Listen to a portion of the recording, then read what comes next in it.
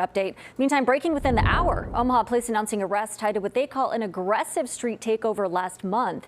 It ended with an officer allegedly swarmed and blinded by a fire extinguisher. This started when officers responded to the area of Storts Expressway and Lindbergh Drive for a large crowd and numerous vehicles blocking the intersection. According to police, when an officer tried to disperse the crowd in his cruiser, a man wearing a red mask began filming the officer, allegedly making obscene gestures.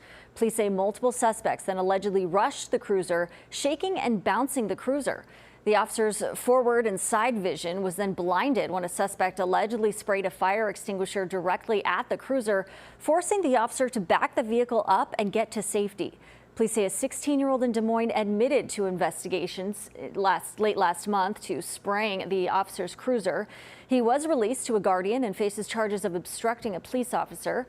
Earlier this week, police booked Taden Madison, also from Des Moines, in Douglas County on a warrant for obstructing a police officer.